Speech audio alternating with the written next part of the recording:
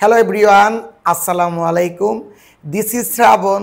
আজকের আলোচনার বিষয় এসএসসি 2025-এর সাজেশন প্লাস টোটালি 100 মার্কস কীভাবে আনসার করবা ওইগুলো আমি ডিটেলস বলে দিচ্ছি।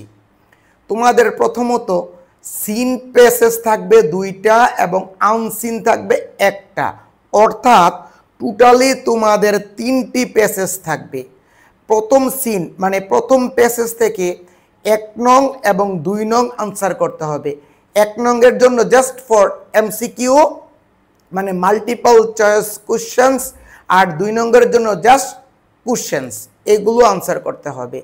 আর সিন 2 থেকে just fill in the gaps, that means কি জাস্ট শূন্যস্থান পূরণ। আর আনসিন থাকবে নাম্বার 3 নাম্বার প্যাসেজ। এই আনসিন থেকে আনসার করতে হবে মানে ইনফরমেশন টেবিল, অর্থাৎ টেবিল উইথ ইনফরমেশন, তারপরে সামারি 5 নঙ্গে থাকবে। টোটালি 3টা প্যাসেজ। তোমাদের সিন 1 এবং 2 মানে 2টি প্যাসেজ আসবে। ওই 2টি প্যাসেজের জন্য কোন প্যাসেজগুলো পড়তে হবে ওইগুলো আমি বলে দিচ্ছি। নাম্বার 1 হেরিটেজ, শর্টকাটে নাম্বার 1 হেরিটেজ, এইটা heritage very very important. Number 2 Meherjaan, number 3 the internet technology, number 4 May Day. এই যে প্রথম 4টা heritage, Meherjaan, internet, May Day, এই 4টা very very important, must be পড়তে হবে। 5 নম্বরে আছে হিউম্যান ক্যান নাইদার।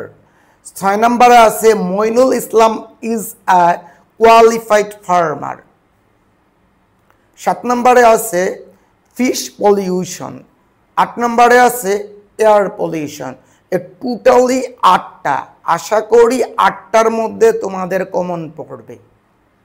আর আনসিনের জন্য আমি প্যাসেজ সিলেক্ট করেছি Stephen Hawking, Charles Babbage, Neil Armstrong. Seen 1 থেকে 1 নং প্রশ্নের উত্তর লিখতে হবে। 1 নং প্রশ্নের জন্য লিখতে হবে আনসার টু দ্য কোশ্চেন নং 1। আনসার টু দ্য কোশ্চেন নং 1 এর ক্ষেত্রে যতটা এমসিকিউ আসে জাস্ট ওইগুলোর আনসার লিখতে হবে। অনেক সময় তোমাদের প্রবলেমটা ওইখানে ক্রিয়েট হয়, যেখানে প্রবলেমটা হয় ওইটা আমি বলে দিচ্ছি। সাপোজ যে কোনো একটা ওয়ার্ড আসে, মনে করো অ্যাডভান্টেজেস, সুবিধা। What is the closest meaning of advantages, মানে অ্যাডভান্টেজেসের কাছের শব্দটা কি, অথবা আসতে পারে অ্যাডভান্টেজেস রিফার্স, অথবা অ্যাডভান্টেজেস আর সিনোনিম আসতে পারে। তখন এই যে ওয়ার্ডগুলো বলে refers, closest meaning or synonym, এই সবগুলা মানে কি একই রকম অর্থ প্রকাশ করে। ওই ওয়ার্ডটা শুধু জাস্ট আনসার হিসাবে লিখে দিবা। যেমন দেখো অ্যাডভান্টেজেস মানে সুবিধা, তাহলে এটার কাছের ওয়ার্ডটা কি স্কুপ অর্থ সুবিধা, অপরচুনিটি অর্থ সুবিধা, মেরিট অর্থ সুবিধা, অর্থাৎ এগুলোর যেটা ক্লোজেস্ট মিনিং মানে কাছের জাস্ট এইটাই লিখে দিবা। 1 নং প্রশ্নের উত্তর সবাই লিখতে পারো, কিন্তু অনেক স্টুডেন্ট 2 নং প্রশ্নে গোল্লা মানে দ্যাট মিন্স 0 পেয়ে যাও। আশা করি আমার এই কথাগুলো শুনলে ইনশাল্লাহ তোমরা একটা স্টুডেন্টও 0 পাবা না। ফার্স্ট অফ অল হোয়াট মানে কি হোয়াট দ্বারা যখন প্রশ্ন করা হয় মানে কোন জিনিসটা সম্পর্কে চেয়েছে, মানে ওই জিনিসটার নাম জাস্ট লিখে দিবা। অনেকগুলো জিনিস হতে পারে, ওই জাস্ট স্পেসিফিক ওই জিনিসটার কথাই বলে দিবা। সাপোজ দেখো what property did Meherjan lost due to river erosion, মানে নদী ভাঙ্গনে মেহেরজানের কোন কোন সম্পত্তিগুলো হারিয়েছিল। অ্যাকচুয়ালি কি মেহেরজান নিয়ে কিন্তু তোমাদের একটা ইম্পর্টেন্ট মডেল কোশ্চেন আছে। তোমরা এখান থেকে কিভাবে আনসার করবা দেখো, হোয়াট মানে কি কোন কোন জিনিসগুলো বা কোন জিনিসটা, মানে কোনো বস্তুবাচক জিনিসের ক্ষেত্রে আমরা জাস্ট হোয়াট, তাহলে এখান থেকে লিখবা মেহেরজান লস হার্ট, মেহেরজান কি কি হারিয়েছে জাস্ট ওই জিনিসগুলো, হাউস, ট্রিজ, যা যা হারিয়েছে সে সবগুলো জাস্ট লিখে দিবা। তাহলে আমরা কি শিখলাম, হোয়াটের ক্ষেত্রে জাস্ট ওই জিনিসটাই লিখে দিবা। হোয়ার কোথায়, কোনো একটি প্লেস অথবা কোনো একটি স্থানের কথা বললে সাধারণত আমরা ওইখানে হোয়ার ব্যবহার করি। হোয়ার মানে কোথায়, মানে এই জিনিসটা কোথায় হয়েছে, জাস্ট ওই প্লেস বা জায়গার নামটা উল্লেখ করে দিবা। সাপোজ দেখো, where does Meherjan lives, Meherjan কোথায় বাস করত। এট প্রেজেন্ট মানে বর্তমানে, এট দিস মুমেন্ট এই মুহূর্তে, মেহেরজান লিভস এমুক জায়গায় বসবাস করে। হোয়াই কেন, হোয়াই দ্বারা যদি প্রশ্ন জিজ্ঞাসা করা হয় তাহলে তোমরা কি করবা, প্রশ্নটি লিখবা, তারপরে বিকজ লিখবা, তারপরে উত্তরটি লিখবা। সাপোজ দেখো, why is the Shat Gombuj mosque one of the greatest tourist attractions. Suppose এরকম প্রশ্ন আসলো, মানে সাত গম্বুজ মসজিদটা কেন মানে পর্যটকের জন্য অনেক সবচেয়ে বেশি আকর্ষণ কেন্দ্র, তাহলে কিভাবে লিখবা, তাহলে হোয়াই ইজ দ্য লেখা আছে, হোয়াইটা বাদ দিয়ে পুরোটা লিখবা। The Shat Gombuj mosque is one of the greatest tourist attractions because, এই বিকজ দিয়ে তারপর উত্তরটা লিখে দিবা। হাউ কিভাবে, হাউ দ্বারা প্রশ্ন করলে সাধারণত 2 থেকে 3 লাইন ওই জিনিসটা সম্পর্কে জাস্ট বর্ণনা করে দিতে হবে। হু কে মানে যার সম্পর্কে বলা হয়েছে জাস্ট তার সম্পর্কেই লিখে দিবা হু দ্বারা প্রশ্ন করলে। আবার অনেক সময় পরীক্ষায় প্রশ্ন থাকে ডু ইউ থিঙ্ক দ্যাট অথবা ডু ইউ আন্ডারস্ট্যান্ড, এরকম যদি থাকে তাহলে তুমি লিখবা ইয়েস আই থিঙ্ক দ্যাট অথবা ইয়েস আই আন্ডারস্ট্যান্ড দ্যাট, লিখে তারপর উত্তরটা লিখে দিবা। একেবারে ইজিলি হলো যে যারা একেবারেই পারো না, যে প্রশ্নটা জিজ্ঞাসা করা হয়েছে প্রশ্নের মধ্যে তোমরা ওই প্রশ্নের কথাটা কিন্তু মডেল কোশ্চেনে পাবা, ওইখান থেকে গুছিয়ে লিখলেও কিছুটা মার্কস পাবা। কিন্তু আমার রুলসগুলো যদি মেনটেন করো, আমি যেভাবে বলেছি এইভাবে লেখলে ইনশাল্লাহ ফুল মার্কস পেয়ে যাবা, 0 পাওয়ার কোনো স্কোপ থাকবে না। তাহলে প্রথম সিন থেকে 1 নং এবং 2 নং শেষ, তারপরে আসবে দ্বিতীয় সিন মানে দ্বিতীয় একটা প্যাসেজ, ওই প্যাসেজটা থেকে জাস্ট শূন্যস্থান পূরণ লিখতে হবে, ফিল ইন দ্য গ্যাপস। প্যাসেজটা থেকে দেখে জাস্ট 5টা শূন্যস্থান উত্তর আকারে লিখে দিবা। 3 নাম্বার প্যাসেজ যেটা থাকবে আনসিন, আনসিন দ্যাট মিনস কি, ওইখান থেকে শতকরা 95% যে কোনো মানুষের জীবনী দেয়া থাকে, সেই জন্য আমি 3টা জীবনী তোমাদেরকে দিয়েছি, ওই জাস্ট 3টা জীবনী প্র্যাকটিস করলে দ্যাটস এনাফ। যেভাবেই পরীক্ষায় আসুক না কেন ইনশাআল্লাহ তোমরা আনসার করতে পারবা।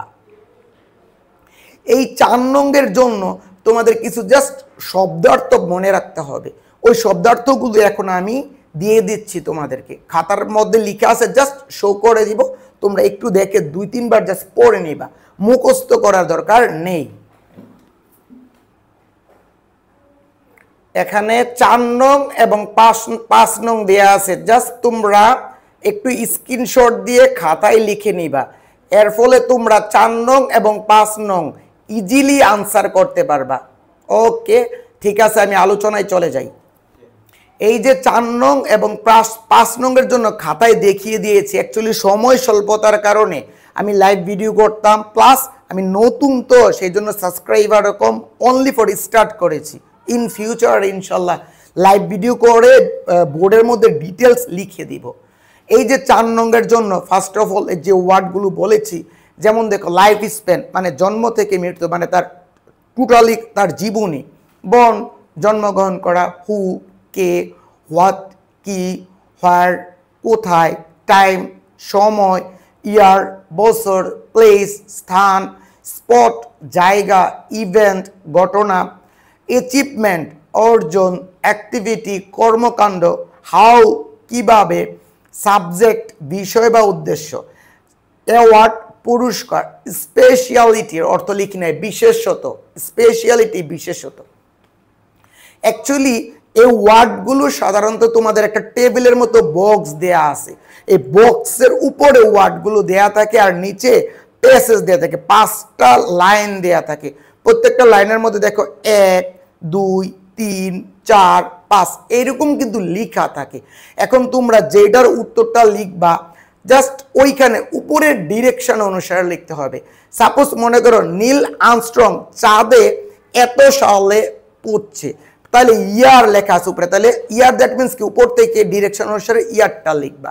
তারপরে 5 দিন পর বা কতদিন পর সে ফিরে আসছে সেটা লিখবা, এরকম ভাবে দেয়া থাকবে। তারপরে সে পুরস্কার পেয়েছে কত সালে, জাস্ট সালটা যদি চায় সালটা, ইউনিভার্সিটি যদি চায় ইউনিভার্সিটি, প্লেস মানে স্থান, হু মানে কে, এইভাবে জাস্ট উপরের ডিরেকশন অনুসারে লাইনের উত্তরটি লিখবা। প্যাসেজ অথবা টেবিল লিখার কোনো প্রয়োজন নেই। এই যে 4 নম্বরের ক্ষেত্রে একটা জিনিস একটু মনোযোগ সহকারে শোনো। ফার্স্ট অফ অল, যে কোনো মানুষের জীবনী আসলো, মনে করে সে 1910 সালে জন্ম, এখন 1910 সালে যে জন্ম, মাত্র 18 বছর বয়সে সে এইচএসসি পাস করছে। তাহলে কত সালে এইচএসসি পাস করছে সালটা কিন্তু দেয়া নাই, তাহলে 1910-এর সাথে 18টা যোগ করে দিবা, তাহলে কিন্তু কত সালে এইচএসসি পাস করেছে সেটা চলে আসবে। আবার অনেক সময় বলে যে সে 1920 সালে জন্মগ্রহণ করে 35 বছর বয়সে পিএইচডি ডিগ্রি লাভ করে, তাহলে কত সালে, তাহলে 35টা 1920 সালে সাথে যুক্ত করবা, তাহলে সহজেই তুমি সালটা পেয়ে যাবা। অ্যাকচুয়ালি আমি তো মডেল কোশ্চেন হাতে কলমে যদি বুঝিয়ে দিতে পারতাম তাহলে তোমরা ইজিলি বুঝতে পারতাম। প্রিয় শিক্ষার্থীবৃন্দু, অ্যাকচুয়ালি তোমরা জাস্ট আমার এই ভিডিওটি দেখলে ইনশাল্লাহ পরীক্ষায় পাশ করবা, আমি ওই ধরনের কনফিডেন্স তোমাদেরকে দিতে পারি। কিন্তু A+ পাবা এই কথাটা অ্যাকচুয়ালি ভুল। অনেক টিচার বলে আমার ভিডিওটি যদি দেখো তোমরা নিশ্চিত A+ পাবা। It's not possible for any student. কারণ কি, A+ পাওয়াটা অনেক টাফ, সেজন্য তোমাকে অনেক স্টাডি করতে হবে, অনেক স্ট্রাগল করতে হবে। তুমি 5টা প্যারাগ্রাফ বা 10টা প্যারাগ্রাফ পরীক্ষায় মুখস্থ করে গেলা, পরীক্ষায় A+ পাবা না। 30টা প্যারাগ্রাফ পড়েও কমন না পড়তে পারে, আবার একটা পড়েও কমন পড়তে পারে। সকল স্টুডেন্টদেরকে আমি বলতেছি, সামারি হলো তোমাদের পাস করার প্রধান হাতিয়ার। ফার্স্ট অফ অল সামারি এবং গ্রাফ চার্ট 10 দোকানে 20, এখান থেকে 16 থেকে 18 পাওয়া একেবারেই সহজ। সো একটু মনোযোগ সহকারে শোনো, সামারিটা জাস্ট একটু শোনো, আর গ্রাফ চার্টটা আমি আলাদা সুন্দর একটা ভিডিও দিয়ে দিব, অনলি ফর 5 মিনিটের মধ্যে কমপ্লিট করে দিব। যেমন দেখো 5 নং প্রশ্নের উত্তর, যেটা সামারি লেখার নিয়মটা আমি এর আগে একটু বলে দিয়েছি, একটা ভিডিও দিয়েছি ছোট একটু। সামারি পরীক্ষায় যেইটাই আসে ঠিক সেইভাবে লিখবা। কিভাবে লিখবা? This is the passage that has been discussed about, এতটুকু ঠাড়া মুখস্থ করে ফেলবা। তারপরে ব্যক্তির নাম, কার নাম হয়, স্টিফেন হকিং, রবার্ট ব্রুস, যার কথা বলা হয় জাস্ট ওই ব্যক্তির নাম। তারপরে হি ওয়াজ বর্ন ইন, সে কোথায় জন্মগ্রহণ করে, জাস্ট জন্মের লাইনটা সুন্দর করে দিবা। এতটুকু 2 লাইন টাড়া লিখে ফেলবা। লিখার পরে তারপরে সে পড়াশোনা কোথায় করছে, এই ইউনিভার্সিটি, এখানে এখানে এখানে, সাপোজ কোথায় পড়াশোনা করেছে ওই পড়াশোনার লাইনগুলো সুন্দর করে উঠিয়ে দিবা। পড়াশোনার পরে সে কোথায় কোথায় কাজ করেছে ওই কাজের লাইনগুলো উঠিয়ে দিবা। ওই প্যাসেজ থেকে সরাসরি সুন্দর করে উঠিয়ে দিলেই হবে। তারপরে সে কি পুরস্কার পেয়েছে ওই পুরস্কারগুলো, তারপরে সে মারা যায়, সবার শেষে এই লাইনটা সুন্দরভাবে স্টেপ বাই স্টেপ লিখে ফেলবা প্যারাগ্রাফ আকারে। লিখার পরে সবার লাস্টে কি লিখবা, from this passage we can learn, এই গল্প থেকে উই ক্যান লার্ন, আমরা শিখতে পারলাম মেনি থিংস, বিভিন্ন জিনিস, that will be useful in our future life, আমাদের ভবিষ্যৎ জীবনে এটা অনেক কাজে দিবে। সুন্দর করে লিখে দেবে, ইনশাআল্লাহ 10-এ 8-9 পেয়ে যাবা। বারবার বলি, ফার্স্ট অফ অল জন্মের লাইন, পড়াশোনা, কাজ, পুরস্কার, মৃত্যু, এগুলো দিয়ে লিখবা। কিন্তু প্রথম লাইন এবং লাস্টের যে 1.5 লাইন দিয়েছি ওইটা ঠাড়া মুখস্থ করে ফেলবা। বারবার বলি, ইংলিশ কিন্তু কোনো বিষয়ই না, আমি মনে করি জাস্ট একটু টেকনিক খাটালে ইংলিশ পাস। নাম্বার 6 ওইটা আসবে column A, column B and column C. এই যে 3টা কলাম দেওয়া আছে, 3টা কলাম থেকে 3টা সেন্টেন্স মিলিয়ে একটি সেন্টেন্স লিখবা। বারবার বলি, 3টা কলাম থেকে 3টা সেন্টেন্স নিয়ে একটি সেন্টেন্স তৈরি করবা। মানে সেন্টেন্সটা সুন্দর হইলেই হবে, মানে অর্থটা ঠিক থাকলেই হবে। জাস্ট 5টা সেন্টেন্স তৈরি করে অর্থ অনুসারে লিখে দিবা। আবার বলি, 3টা কলাম থেকে 3টা সেন্টেন্স নিয়ে একটা সেন্টেন্স, আবার 3টা কলাম থেকে 3টা সেন্টেন্স নিয়ে একটা সেন্টেন্স, এরকম ভাবে 1 2 3 4 5টা সেন্টেন্স লিখে দিবা। পারো আর না পারো লিখবাই। এখন শুধু জাস্ট রিঅ্যারেঞ্জের কথা বলবো, তোমরা রিঅ্যারেঞ্জ কিভাবে লিখবা, অথবা রিয়ারেন্সগুলো কোনগুলো ইম্পর্টেন্ট ওইগুলো বলে দিচ্ছি। এগুলো কিন্তু খাতায় লেখা আছে, তোমরা জাস্ট এক নজর খাতা থেকে দেখে নাও। ওকে, একই যে রিয়ারেন্সগুলো, এই রিয়ারেন্সগুলো মিডল পয়েন্টে যে বাংলা লেখাগুলো আছে জাস্ট ওইগুলো মুখস্থ রাখলেও পরীক্ষায় যেই কোনো রিয়ারেন্স আনসার করতে পারবা। প্রথমত নাম বা উপাধি বা কি কারণে বিখ্যাত, যেমন পরীক্ষার প্রথমেই লেখা আছে you will had the name of Kazi Nazrul Islam, অথবা তোমরা অবশ্যই কাজী নজরুল ইসলামের নাম শুনে থাকবা, তোমরা অবশ্যই কবি মানে একে ফজলুল হকের নাম শুনে থাকবা, এরকম থাকতে পারে প্রথমটা। নাম্বার 2 থাকবে কি জন্ম, স্টেপ বাই স্টেপ ফলো করবা। নাম্বার 3 তার পিতা মাতা সম্পর্কে যদি কিছু থাকে তাহলে প্রথম কাজী নজরুল তোমরা অবশ্যই তার নাম শুনে থাকবা, রবীন্দ্রনাথের নাম শুনে থাকবা, একে এম ফজলুল হকের নাম শুনে থাকবা। তারপরে তার জন্ম, তার পিতা মাতা সম্পর্কে, তার বাবা এটা ছিল, মা এটা ছিল, শৈশবকালে সে কোথায় ছিল, তারপরে সে পড়াশোনা, তারপরে সে বিশেষ কোনো লেখালেখি করে কিনা, তারপরে তার অন্য অন্য লেখাগুলো, তারপরে সে কি কি পুরস্কার পায়, তারপরে সে কি রোগে আক্রান্ত হয়, মৃত্যুবরণ করে, তারপর আমরা সবাই কি করে তাকে স্মরণ করি বা মনে করি, বা এখনো মানুষ তাকে মনে করে অনেক শ্রদ্ধার সহিত।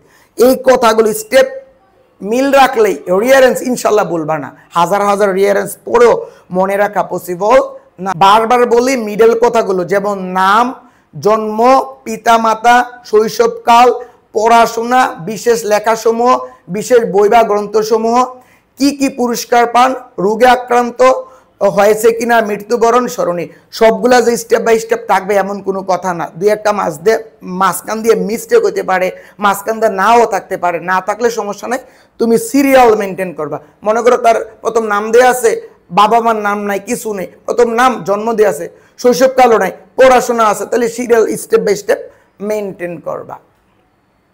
তারপরে দেখো সবার লাস্টে আমি একটা বক্স দিয়েছি, তোমরা কি করবা পরীক্ষায় লিখবা আনসার টু দ্য কোশ্চেন নং 7, লিখার পরে বক্সটা সুন্দর করে আঁকবা, 1 2 3 4 5 6 7 8টা আঁকার পরে এটার নিচে উত্তরগুলো লিখবা, লিখার পরে সুন্দর করে প্যাসেজ আকারে লিখে দিবা। একটা কথা হলো এই যে বক্সটা তৈরি করবা এটা পেন্সিল দিয়ে তৈরি করবা, চেষ্টা করবা, কারণ কি ওইখানে কাটাকাটি যাতে মুছা যায়, ওইখানে 100% শিওর হওয়ার পরে তারপরে প্যারাগ্রাফ আকারে লিখে ফেলবা। একটু শুনো যে এখানে যেগুলো রিয়ারেন্স জাস্ট একবার রিডিং পড়ে যাবে, রিয়ারেন্সগুলো আলোচনা করে দিচ্ছি। পেনিসিলিন, ওই যে পেনিসিলিন আবিষ্কার করে আলেকজান্ডার ফ্লেমিং। একে ফজলুল হক শৈশবকালে অনেক মেধাবী ছিল, মানে বই পড়ে সিঁড়ে ফেলে দিত, ওই কাহিনীটা। এন্ডোক্লাক্স ছোটবেলা একজন দাস ব্যবসায়ীর নিকট ধরা পড়লো, সে অন্য একটা দেশের ধনী মানুষের কাছে বিক্রি করে দিল। তারপর নেলসন ম্যান্ডেলা সাউথ আফ্রিকার প্রধানমন্ত্রী ছিলেন। তৈমুর সবচেয়ে বড় ধরনের একজন শক্তিশালী বিজেতা ছিলেন।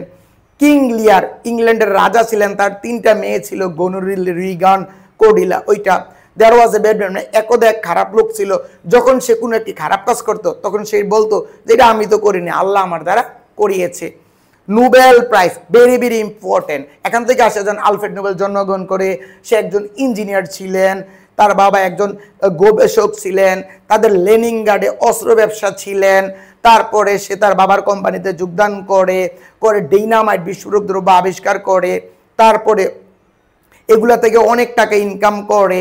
তারপরে সে প্ল্যান করে পৃথিবীতে যারা সৃজনশীল কাজ করে তাদেরকে একটি পুরস্কার দিবে, তার নাম অনুসারে পুরস্কার নামকরণ করা হয় নোবেল পুরস্কার। তারপরে 1901 সাল থেকে এই পুরস্কারটা দেয়া হয় এবং আমাদের দেশে ডক্টর মোহাম্মদ ইউনুস সাহেব এই পুরস্কারটা পেয়েছেন। এই নোবেল প্রাইজ দিয়ে আসতে পারে, আমার কাছে কেন জানি মনে হয় অনেক ইম্পর্টেন্ট।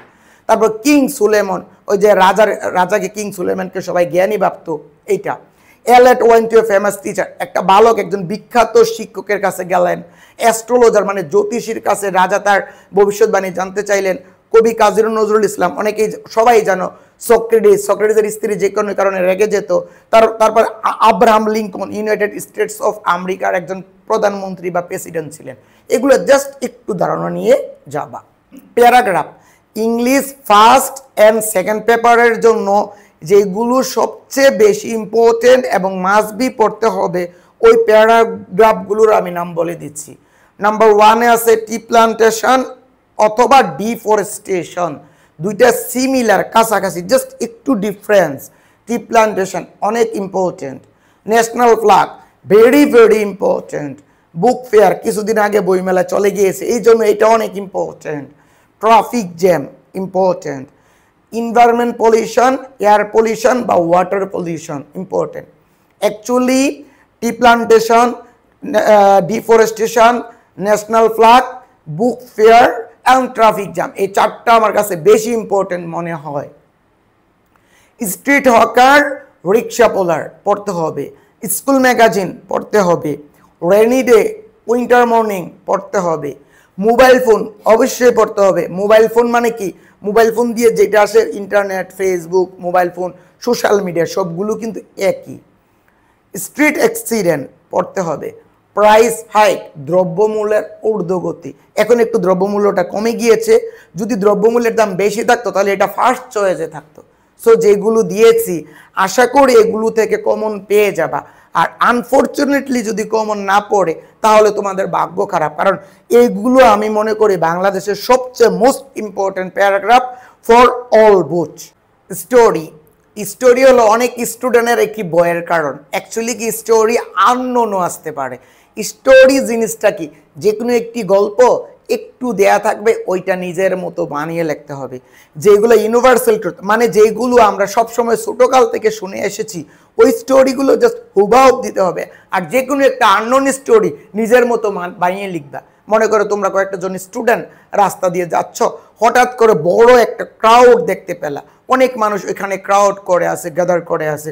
তখন ওইখানে গিয়ে দেখলা একটা মানুষ পড়ে আছে, মাথা বা শরীর বা কোথাও দিয়ে অনেক ব্লাড বের হচ্ছে। তখন তুমি কি করবা, তাকে হসপিটালে নিবা, ডক্টর দেখাবা। ডক্টর দেখানোর পর তার রক্তর প্রয়োজন হবে, তখন তোমার শরীরের রক্তের সাথে ম্যাচ করেছে, তুমি তাকে ব্লাড দিলা, তারপর সে অনেক সুস্থ হলো, আত্মীয় স্বজনের কাছে উঠাই দেয়। এইভাবে যে কোনো একটা জিনিস মানে নিজের মতো বানিয়ে লিখবা। হঠাৎ করে এক বাড়িতে আগুন লাগছে, অনেক মানুষ, তখন তুমি কি করবা? হঠাৎ করে রাস্তায় একটা মনে করো একটা দামি একটা মোবাইল ফোন পেয়েছো, তখন তুমি কি করবা? অথবা মনে করো তুমি নতুন করে ঢাকা শহরে আসছো, আসার পর অনেক জায়গায় ঘোরাফেরা করেছো, কোথাও চাকরি পেলা না, গ্রামে গেলে, তারপর কি করবা? গরু মোটা তাজাকরণ, হাঁস মুরগি পালন, কোনো একটি প্রকল্প বা প্রজেক্ট হাতে নিলা, তারপরে আস্তে আস্তে ধীরে ধীরে অনেক উন্নত হলা, একসময় তুমি অনেক ডেভেলপ হলা, তোমার অধীনে অনেক মানুষ। এইভাবে সাধারণত আননোনগুলো আসে। সহজ বাংলা কথা বানিয়ে লিখবা। আর আননোন আসার অনেক সময় পসিবিলিটি বেশি, তারপরও যেগুলা মোস্ট ইম্পর্টেন্ট ওইগুলো আমি একটু বলে দিচ্ছি। আমার কথা হলো তোমরা কমপ্লিটিং স্টোরি সবাই পারো। ফার্স্ট অফ অল টাইটেল দিবা। টাইটেলটা কি দিবা দেখো, একেবারে বোঝার দরকার নেই, লিখবা দ্য স্টোরি অফ, বারবার শোনো, দ্য স্টোরি অফ, প্রশ্নের কথা। যদি রবার্ট ব্রুস হয়, রবার্ট ব্রুস, থার্স্টি ক্রো, তারপরে true friends and the bear, যা যেইটা আসে গল্পের মেন কথাটা, ওই যে এক লাইনের অথবা দুই লাইন দেওয়া থাকে, ওই মেন কথাটা লিখে ফেলবা, দ্য স্টোরি অফ এইটা। লিখার পরে দুই লাইন দেওয়া থাকে, কয় লাইন? দুই লাইন দেওয়া থাকে, ওই জাস্ট দুই লাইন লিখে ফেলবা। লিখার পরে নিজের মতো বানিয়ে লেখার চেষ্টা করবা। যদিও না পারো, আমি নতুন করে ভিডিও দিব। অ্যাকচুয়ালি আমি নতুন তো, সবগুলা স্টেপ বাই স্টেপ দিতে আমার সময় লাগবে, আর আমি একদিনে তোর সবগুলা দেওয়া আমার পক্ষে পসিবল না। দেখো কত স্পিডে আমি কথা বলতেছি। অ্যাকচুয়ালি তখন এভাবে সুন্দর করে লিখে ফেলবা। দেখো story first of all Robert Bruce. Robert Bruce স্কটল্যান্ডের রাজা ছিলেন, সে যুদ্ধে 6 বার পরাজিত হয়, তারপর একটা গুহায় আশ্রয় নিয়ে থাকে, তখন দেখে ক্লাব মাকড়সা ছাদে উঠতেছে, ওইটা দেখে সে আবার 6 বার 7মবারের মতো যুদ্ধ করে জয়লাভ করে।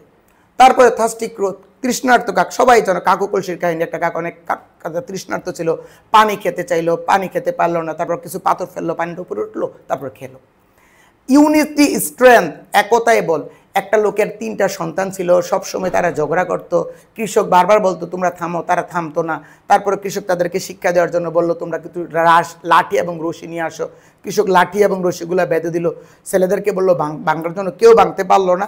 তারপরে যখন আবার আলাদা আলাদা করে একটি স্টিক করে দিল, সবাই ইজিলি ভাঙতে পারলো। এই গল্প থেকে আমরা তখন বললো, এই গল্প থেকে তোমরা কি বুঝলা? তোমরা একত্রে থাকলে কেউ তোমাদের ক্ষতি করতে পারবে না, আলাদা থাকলে অনেকেই ক্ষতি করতে পারবে। হেয়ার অ্যান্ড টর্টয়েজ, খরগোশ এবং কচ্ছপের গল্প। এই যে খরগোশ এবং কচ্ছপ যে দৌড় দিয়েছিল, এখানে খরগোশ প্রথম খুব স্পিডে যায়, কচ্ছপ আস্তে আস্তে যায়, মাঝপথে খরগোশ ঘুমিয়েছিল, কচ্ছপ আস্তে আস্তে তার লক্ষ্যে পৌঁছে যায়। অর্থাৎ কি, slow and steady win the race. Who will bell the gate, মানে বিড়ালের গলায় ঘন্টা ঝুলানো। এক বাড়িতে বিড়ালে ইঁদুরে ভরে গিয়েছিল, ইঁদুররা অনেক উৎপাত করতো, বাড়ির লোক ভালোভাবে থাকতে পারতো না। সে একটা বিড়াল নিয়ে আসলো, বিড়ালটা আসার পর ইঁদুররা আগের মতো চলাফেরা করতে পারলো না। তখন তারা একটা মিটিং করে তারা ভাবলো যে বিড়ালের গলায় ঘন্টা ঝুলাবে, কিন্তু আসলে কে ঘন্টা ঝুলাবে কেউ এগিয়ে আসলো না। তারপরে তারা কি করলো, কারণ কি যে এগিয়ে আসবে ঘন্টা ঝুলানোর জন্য বিড়াল তাকে নিশ্চিত মেরে ফেলবে, এই জন্য তারা এলাকা ছেড়ে চলে গেল। নোবডি বিলিভস এ লায়ার, ওই রাখালের কাহিনী। ওই একটা রাখাল সবসময় গরু চড়াতো, সে সবসময় টাইগার বা নেকড়ে নেকড়ে বলতো। তারপরে সবাই আসতো, একদিন সত্যি সত্যি আসলো, শিব বেড়াগুলো মেরে ফেললো। তারপরে তাকে লাস্টে ফাইনালি মেরে ফেললো। বাইজির একটা ছোট্ট বালক ছিল, সে তার মায়ের বিছানার পাশে পড়তেছিল। সাডেনলি হঠাৎ করে his mother was woke up, তার মা ঘুম থেকে উঠলে আনতো, তাকে বলল বাবা আমাকে এক গ্লাস পানি দাও। সে রান্নাঘরে গেল, কোনো পানি পেল না। এটা মধ্যরাত্রি ছিল, গ্রামের লাস্ট প্রান্তে মানে একটা কুয়া ছিল, ফাউন্টেন বা ওয়াল একটা কুয়া ছিল, ওইখান থেকে সে পানি নিয়ে আসলো। আসার পরে দেখলো মা ঘুমিয়ে আছে, সে তার মাকে জাগালো না। সন্ধ্যা তারপরে তার মা যখন ফজর আজান দিল, ঘুম থেকে উঠলো, তখন মাকে পানিটা দিল। কিং মিডাস, একদা এক রাজা ছিল, তার নাম ছিল মিডাস। সে স্বর্ণের প্রতি অনেক বেশি লুবি ছিল, সে স্বর্ণ পায় অনেক বেশি পছন্দ করতো। একদিন তার আপেল বাগানের নিচে বসেছিল, হঠাৎ করে একটা পাকা আপেল পড়লো, তখন সে হাতে নিল। নেওয়ার পরে সে ভাবলো এটা যদি স্বর্ণ হয়ে যেত, তখন সাথে সাথে স্বর্ণ হয়ে যায়। তারপরে সে যখন যেটা টাচ করে স্বর্ণ হয়ে যায়। সে তার বাড়িতে প্রবেশ করলো, তার বাড়ি যা টাচ করে সব স্বর্ণ হয়ে যায়। তার মেয়ে যখন কাছে আসলো, তার মেয়েকে টাচ করলো, মেয়ে স্বর্ণ হয়ে গেল। তখন কান্নাকাটি শুরু করলো। তারপর তার গোল্ডেন টাচ চলে গেল, সে আর তার মেয়ে আবার আগের মতো হয়ে গেল। এটা তারা বুঝলো কি, মানে পৃথিবীতে সন্তানের চেয়ে দামি কিছু নেই, মানে স্বর্ণের চেয়ে অনেক দামি কিছু আছে। অনেস্ট উড কাটার, কাঠুরিয়ার কাহিনী সবাই জানো। এক কাঠুরিয়া জঙ্গলে কাঠ কাটতো, একদিন হঠাৎ করে তার কুঠারটা পড়ে গেল। তারপরে সে কান্না করতেছিল, একটা পরি এসে প্রথমত একটা স্বর্ণের কুঠার নিয়ে আসলো, তারপরে একটা রূপার সিলভার কুঠার, তারপরে তার একচুল কুঠার নিয়ে আসলো। তারপরে সে একচুল কুঠারটাই নিল, সে খুশিয়ে 3টা কুঠার তাকে দিয়ে দিল। সবাই এটা কাহিনী জানো। Sheikh Saadi was a great poet of Iran, মানে শেখ সাদি ইরানের বিখ্যাত কবি ছিল। শেখ সাদি ইরানের কবি ছিল। সে সাধারণভাবে জীবনযাপন করত। তারপরে একদিন রাজদরবারে যাচ্ছিল, সাধারণ পোশাক পরে পথের মধ্যে আশ্রয় নিল। তারপর রাজকর্মচারীর বাড়িতে আশ্রয় নিল, তখন তাকে এন্টারটেন মানে করলো না, আপ্যায়ন করলো না। পরের দিন আবার আশ্রয় নিল, কাপড় পরে আসলো ভালো, তখন তাকে আপ্যায়ন করলো। অর্থাৎ এটাতে বোঝানো যায়, তখন তাকে আপ্যায়ন করলো, ভালো খাবার দিল, তখন শেখ সাদি খাবারগুলো পকেটে নিতেছিল। এই কাহিনীটা নিয়ে লেখা। গ্রাফ অ্যান্ড চার্ট, ওইটা আমি ভিডিও দিব, বলে দিয়েছি। জাস্ট ফর 5 মিনিট, পানির মতো সহজ, একবারে সহজ। লেটার অ্যান্ড ইমেল, এটাও একবারে সহজ, জাস্ট মাঝখানে 2 লাইন দিলেই হয়। সাপোজ লেটার মনে আসলো, লেটার বা ইমেল আসলো, প্রথমে উপরে কোনায় কি দিবা, প্রথম জাস্ট তারিখটা দিবা, তারপরে কি দিবা, তোমার ঠিকানা। মনে করো পরীক্ষার তারিখ, তোমার ঠিকানা দিবা, দেওয়ার পরে মাই ডিয়ার বন্ধুর নাম। At first, take my love. Thank you very much for your letter, which I received the day before yesterday. From your letter, I have known that you all are in your letter. You wanted to know about প্রশ্নের বিষয়. Now I am telling you about it. বাস লিখে দিবা। তাহলে এগুলো just একটা format মুখস্থ করলে হবে। আমার কাছে ফরম্যাটটা আছে, আস্তে আস্তে দিতে হবে। জাস্ট লেটার পড়বা, লেটারের জায়গায় ইমেল লিখে দিবা, ইমেলের জায়গায় লেটার লিখে দিবা। লাস্টে দিয়ে মাঝখানে কিছু লিখে লাস্টে দিয়ে কি লিখবা, no more today I am well with best wishes to you and love to all yours ever, অথবা সিনসিয়ারলি ইউরস অর ইউর অ্যাফেকশনের সন, যে যা লিখো, লিখার পরে তোমার নাম লিখে দিবা। নিচে একটা ইনভ্লাপ করে দিবা, কোনা স্টাম্প, তারপরে লিখবা টু যার বরাবর, আর ফ্রম এই সাইডে ফ্রম মানে তুমি, জাস্ট লিখে দিবা, ইনশাল্লাহ হয়ে যাবে। লেটার অ্যান্ড ইমেলের জন্য যেগুলো পড়বা, আসলে আমি খুব স্পিডে বলতে আছি, কারণ সময় কম, সেই জন্য কমের মধ্যে বলার জন্য। What I intend to do after exam অথবা এসএসসি এক্সাম, মানে এসএসসি পরীক্ষার পরে তুমি কি করবা, মানে that means after SSC exam. SC পরীক্ষার পরে কি করবা, মানে তুমি গ্রামে যাবা, গ্রামের অশিক্ষিত মানুষকে শিক্ষিত করবা, গ্রামের মানুষকে সাহায্য করবা, এইসব কিছু। অথবা সামার ভ্যাকেশন, পরীক্ষা আসতে পারে, একই জিনিস, একটু বুদ্ধি খাটিয়ে লেখলেই হবে। মানে কি গ্রাম অঞ্চলে যাবা, সামার ভ্যাকেশনে যাওয়ার পরে একটা স্কুল করবা, মানুষের শিক্ষিত করবা, এইসব কিছু। তারপরে সেকেন্ড, কো কারিকুলার অ্যাক্টিভিটিস, মানে কো কারিকুলার অ্যাক্টিভিটিস মানে তোমাদের স্কুলে যা যা হয়, সকালে স্কুল আরম্ভ হয়, কয়টায় ছুটি হয়, কি হয়, খেলাধুলা, পাঠা, যা যা হয় সব কিছু। তারপরে preparation for the coming SSC examination, SSC পরীক্ষার প্রিপারেশন, অথবা প্রোগ্রেস অফ স্টাডিজ, সেম, এটা হলো 3 নম্বর চয়েস। 4 নম্বর, অ্যানুয়াল প্রাইজ গিভিং সেরিমনি, মানে তোমাদের স্কুলে পুরস্কার বিতরণী হয়েছে সেগুলা। এই যে আমি 4টা বললাম, 4টা কিন্তু সেম। কিভাবে লিখবা, 11 বলছি। At first take my love, thank you very much for your letter which I received the day before yesterday. From your letter I have known that you all are well. In your letter you wanted to know about প্রশ্নের বিষয়, about কি progress of studies, co-curricular of activities, what I intend to do after SSC examination, preparation for the coming examination অথবা progress of studies. Now I am telling you about it. এভাবে লিখবে, মাঝখানে দুই এক line লিখে no more today I am all with the wishes to you and love to all লিখে yours ever তোমার নাম লিখে দিবা, তারপরে স্ট্যাম্প করে ফেলবা। ওকে, এইভাবে লিখবা। তারপরে আছে 5 number importance of taking physical exercise. তারপরে থ্যাঙ্কিং ফর হসপিটালিটি, মানে তুমি তোমার বন্ধুর বাড়িতে গিয়েছিলা, ওখানে যাওয়ার পর তারা তোমাকে অনেক এন্টারটেইন করেছিল, অনেক আপ্যায়ন করেছিল, তখন এটা সম্পর্কে। Importance of reading newspaper, congratulation on brilliant success. তারপর advising your brother to avoid evil company, মানে খারাপ সঙ্গ ত্যাগ করা অথবা ব্যাড ইফেক্ট অফ স্মোকিং। এগুলো জাস্ট পড়লে মনে হয়, আমার বিশ্বাস ইনশাল্লাহ কমন পেয়ে যাবা। লেটার আরেকটা বলি নেই, আরেকটা বাকি আছে, থিঙ্কিং ফর বার্থডে গিফট। এই 10টা লেটার দিয়েছি, ইনশাল্লাহ আশা করি কমন পড়বে। ডায়লগের একটা পার্টিকুলার নিয়ম আছে, আমার কাছেও আছে। ওই ডায়লগের নিয়মটা জাস্ট ফলো করে মাঝখানে 3-4 লাইন লিখে দিলে হবে। যারা আমার স্টুডেন্ট তোমাদেরকে আমি বলি, জাস্ট ডায়লগের আমার নিয়মটা, ফরম্যাটটা ফলো করবা। মাঝখানে মানে জিনিসটা কি, what is load shedding, what is T plantation, what is deforestation, মানে এটা কি, এটার ফলে কি কি প্রবলেম হয়, এই সমস্যা কি কি সমস্যাগুলো হয়, সমস্যার সমাধানের উপায়, এগুলো দিয়ে প্রশ্ন করে সুন্দর করে সাজিয়ে লিখে ফেলবা। First of all, use and abuses of mobile phone, very very important.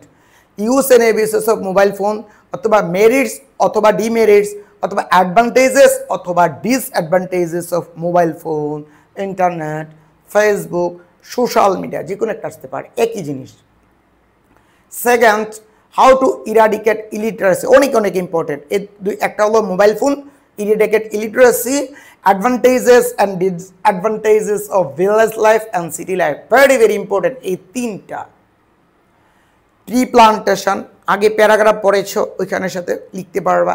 Early rising, তারপর important of physical exercise, preparation for the coming SSC examination, after SSC examination, SSC পরীক্ষার পরে কী করবা, অথবা ফিউচার প্ল্যান, ভবিষ্যতে কী করবা, অথবা এম ইন লাইফ, এটার সাথে এগুলো রিলেটেড। অ্যাকচুয়ালি আমি খুব স্পিডে বলে ফেলেছি, তোমরা একটু কষ্ট করে শুনে নিবা। আর এগুলো পার্টিকুলারলি তো দিলে মনে হয় অনেক ভালো হতো, স্টেপ বাই স্টেপ ইনশাল্লাহ দেওয়ার চেষ্টা করব। আগামী ক্লাসে গ্রাফ অ্যান্ড চার্ট ওইটা ডিসকাস করে দিব। আর একটি ইম্পর্টেন্ট কথা বলতে চাচ্ছি এখন, মোস্ট ইম্পর্টেন্ট কথা তোমাদের জন্য। ওইটা বলার আগে তোমরা আমার চ্যানেলটা সাবস্ক্রাইব করে নিবা, সাবস্ক্রাইব করে নিয়ে পাশে থাকবা। ইন ফিউচারে তোমরা ইন্টারে উঠলে ইন্টারের সব ভিডিও পেয়ে যাবে, তখন ইনশাল্লাহ খেলা হবে, সহজ বাংলা কথা। এখন আসো, এই যে তোমরা ইংরেজি first and second paper totally 100 marks, 100 মার্কসের মধ্যে জাস্ট যদি 66 পাও তাই পরীক্ষায় পাস। অনেক স্টুডেন্ট আছে, অ্যাভেলেবেল স্টুডেন্ট যারা গ্রামার একেবারেই বুঝে না, সো তোমাদের জন্য প্রধান হাতিয়ার ইংলিশ ফার্স্ট পেপার, 2টা মিলিয়ে 66 হলেই পাস। বারবার বলি, প্রথম পত্রে যদি 50 পেয়ে যাও, দ্বিতীয় পত্র 16 পাইলেও পাস, 2টা মিলিয়ে 66। সো নো টেনশন, লিটস এনজয়, ভালো করে পড়ো, বেশি প্যারা নিবা না, জাস্ট আমার কথাগুলো শুনবা, ইনশাল্লাহ ভালো করবা। Keep watching my videos, till then আল্লাহ হাফেজ, আসসালামু আলাইকুম।